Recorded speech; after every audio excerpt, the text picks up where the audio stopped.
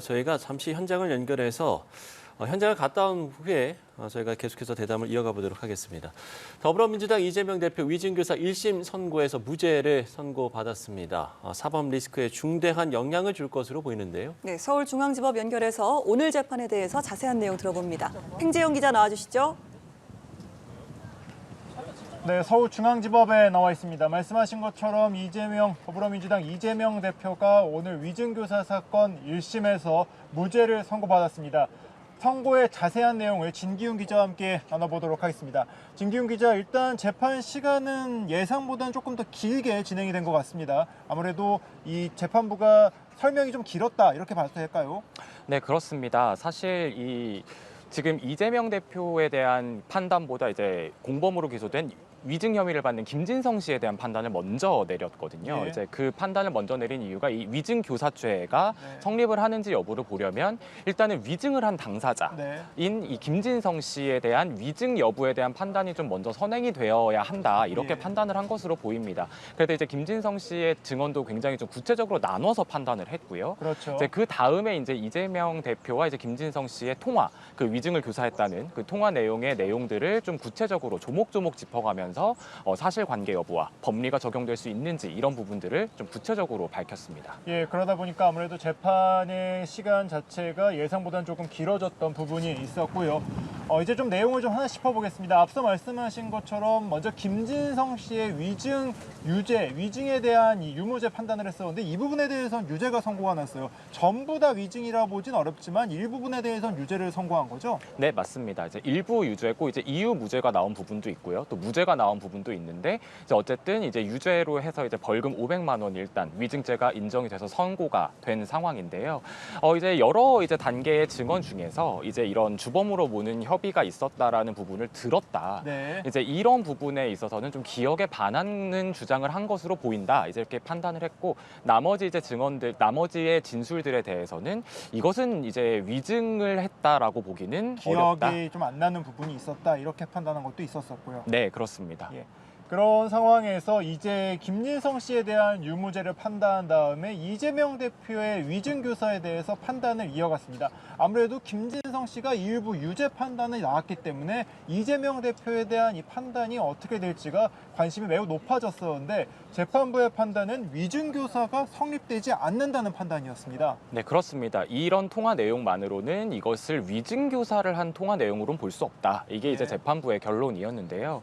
이제 검찰 측의 공소 사실을 조금 나눠서 보면 사실 이제 이 KBS와 이제 김병란 전 시장, 당시 성남시 사이에 그 이재명 대표를 검사 사칭 사건의 주범으로 몰기로 한 협의가 있었다. 이러한 주장을 반복적으로 김진성 씨에게 주입했고 이대로 이제 재판에서 증언을 해달라. 이것은 위증교사다. 이제 이런 주장이 있었. 이게 검찰의 주장이었죠. 그렇죠. 이제 이게 공소 사실이었는데 여기에 대해서 이제 재판부는 이제 지금 이 대표의 통화 내용을 쫙 들어보면 이것이 이제 그 내용 자체가 주범으로 몰기 위한 협의가 있었다. 즉 주범으로 몰기 위한 협의에 대한 내용의 증언을 요구한 게 아니고 당시에 KBS와 당시 성남시 사이에 이재명 이런 논의가 있었다라는 것에 대한 이제 기억을 상기시키는 부분이지 그 내용 자체가 이제 말하자면 이 위증의 내용이 되는 그 주범으로 몰기 위한 협의, 이런 내용의 협의가 있었다라는 내용을 요구한 건 아니다. 이렇게 본 겁니다. 그러니까 이재명 대표가 재판에서 이제 주장했던 기억나는 대로 얘기해 달라고 주장한 것이다라는 부분을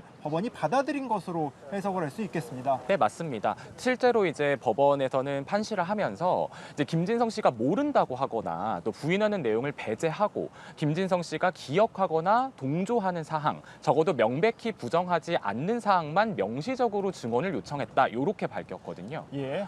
그러니까 아무래도 재판부가 이제 이재명 대표와 검찰 측의 공방을 좀 이제 하나하나씩 따져보면서 거기에 대한 판단을 했다, 이렇게 보겠네요. 네, 그렇습니다. 그러면서 동시에 이제 위증의 고의, 또 교사의 고의 이런 부분들을 살핀 걸로 보입니다. 그러니까 이재명 대표가 그리고 변론 요지서도 전달을 했었는데 이 부분도 방어권 차원이었다라고 해석을 했어요. 네, 맞습니다. 사실 이제 이 부분도 이제 기억을 상기시키고 본인의 이제 방어권을 좀 행사하려는 과정에서 이러한 변론 요지서를 제시하고 하는 행위 자체를 방어권을 벗어난 행위다. 네. 이렇게 보기에는 네, 어렵다. 어렵다. 이렇게 이제 선거법도 재판을 받고 있었기 때문에 예. 이제 그런 선거법 피고인이 이러한 방식으로 방어권을 행사한 것은 뭐 그렇게 무리가 있어 보이진 않는다. 네. 이런 판단을 내렸습니다. 그렇게 위증교사에 대한 죄 자체가 법원이 무죄로 판단하면서 저희가 이 위증교사죄를 따져볼 때 이게 성공한 위증교사냐 실패한 위증교사냐에 대해서도 이제 좀 관전 포인트를 집어봤는데 이 부분에 대해서 아예 판단을 하지 않았어요. 네, 그렇습니다. 사실 이 부분에서 예. 또 이제 저희가 쟁점으로 짚었던 것 중에 하나가 김 씨의 위증이 과연 당시 재판에 얼마나 영향을 미쳤느냐 이제 이 부분도 있었는데 예. 이 부분은 재판 초기에 김 씨가 위증을 자백을 했건 말건 그것과 상관없이 위증 여부 자체는 재판부의 직권 판단의 영역이고 네. 그리고 이제 이재명 씨의 이재명 대표의 위증 교사 혐의 역시 예. 좀 이제 위증을 놓고 좀 별개로 좀 예. 판단이 좀 같이 좀 진행이 된 것으로 이렇게 보입니다. 예, 그렇습니다. 이재명 대표는 열흘 전 선거법 사건에서는 징역형 집행유예 판단을 받으면서 의원직 상실형, 그러니까 확정됐을 경우에는 의원직 상실형으로까지 이어질 수가 있는 상황이었는데 오늘은 정반대의 이 성적표를 받았다. 그러니까 무죄가 판단이 되면서 이재명 대표의 사법 리스크가 좀 희석됐다 이런 부분도 좀 볼 수 있겠습니다. 네, 아무래도 그럴 것 같습니다. 사실은 이 위증교사죄가 이 유죄가 인정됐을 경우에는 형량이 더 엄하게 나올 수 있는 범죄이다. 예. 이런 인식이 있었고 좀 그런 게 좀 객관적으로 또 사실이기 때문에 아무래도 형량에 좀 관심이 있었는데 무죄가 선고가 되면서 예. 네, 이제 이 대표는 이제 재판이 끝나자마자 예. 진실과 정의를 되찾아준 재판부에 감사드린다. 네. 이런 입장을 밝히면서 뭐 고개를 숙이기도 했습니다. 예, 그렇습니다. 재판부를 향해서 이제 고개를 숙였다라는 내용이 저희 취재진을 통해서 들어왔었는데 이 선거법 재판 때와는 좀 상당히 다른 반응을 보였던 것으로 보입니다. 일단 오늘은 1심 선고기 때문에 이 재판 결과가 확정된 것은 아닙니다. 앞으로 검찰이 항소를 했을 경우가 남아있기 때문에 그렇게 되면은 이 재판은 또 한 번 더 2라운드로 접어들 가능성이 있는데 검찰은 아마 항소를 할 것으로 현재 전망이 되고 있죠. 아무래도 그럴 것으로 보입니다. 이제 왜냐하면 검찰은 이제 그 결심 공판에서도 실형이 선고돼야 된다 징역 하면서 3년을 구형했죠. 그렇죠. 법정 최고형을 또 구형했기 때문에 그랬는데 뭐 그보다 낮은 형도 아니고 무죄가 선고가 됐기 때문에 아무래도 이제 위증 교사죄를 더욱더 입증을 하기 위해서 항소를 제기할 가능성이 상당히 높아 보입니다. 네, 그렇습니다. 항소 기한이 선고 기일로부터 일주일 이내에 항소를 해야 되죠. 네, 그렇습니다. 예, 그렇습니다. 그래서 다음 주까지, 이르면 이번 주에 항소를 할 수도 있고 다음 주까지 검찰이 어떤 판단을 하느냐도 한번 계속 지켜봐야 될 것 같고요.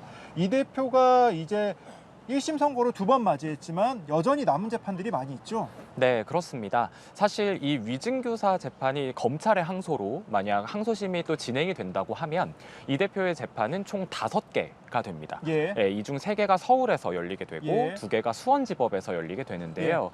앞서 이제 공직선거법 2심 공직선거법 사건의 경우에는 쌍방 항소를 하면서 2심이 이미 예고된 상황이고요. 서울고등법원으로 이제 넘어가게 됐죠, 재판이. 뭐 그렇죠. 그런 상황이 됐고 그다음에 이제 이 위증교사 재판은 좀 지켜봐야 하겠고 예. 나머지가 이제 대장동 예. 그리고 백현동 위례 개발 특혜와 성남 FC 후원금 의혹 재판이 지금 오늘 선고를 내린 재판부 심리로 예. 이제 진행이 되고 있습니다. 예. 근데 사실 이 재판은 좀 굉장히 오래 걸릴 걸로 예상이 이미 되는데요. 1년이 넘었는데도 아직 그 공소 사실을 절반 정도도 못하지 않았나요? 네, 그렇습니다. 이제 이 위례 부분에 대한 심리가 끝나고 예. 이제 대장동 부분에 대한 심리가 이제 재판 1년이 돼서야 넘어가고 있는 시점이어서요. 네. 1심 선고까지도 수년이 걸릴 거라는 전망이 나오고 있습니다. 예. 그리고 여기에 이제 수원지법에서는 대북 송금 의혹 사건 관련한 이제 제3자 뇌물죄와 그 관련 재판이 이제 진행이 되고 있고요. 네. 또 여기에 최근 검찰이 기소를 했죠. 법인카드 의혹을 기소했죠. 그렇죠. 법인카드 경기도 법인카드 유용 의혹 재판까지 또 같은 재판부에서 수원지법에서 또 진행이 되게 됩니다. 네, 그렇습니다. 오늘 재판이 끝났기 때문에 이재명 대표는 이제 5개의 재판 중에 2심, 그러니까 2심을 앞두긴 재판이 하나가 있고 이제 검찰의 항소 여부를 보고 난 다음에 재판이 더 늘어날지 줄어들지를 알 수가 있는 상황입니다. 다시 한번 오늘 재판의 결과를 정리해 드리겠습니다. 이재명 대표가 오늘 위증교사 혐의 1심 선고에서 무죄를 선고받았습니다. 재판부는 위증교사 혐의 자체가 인정되지 않는다고 보면서 이재명 대표에게 무죄를 선고했고 이 대표는 이 진실을 알려준 재판부에게 감사의 뜻을 표하기도 했습니다. 오늘 재판 이후에도 이재명 대표의 사법 리스크는 계속해서 이어질 것으로 보이는 상황인데요. 향후 정치권에서도 오늘 선고를 계기로 이 변화를 맞이할 것으로 예상이 됩니다. 지금까지 서울중앙지법에서 전해드렸습니다.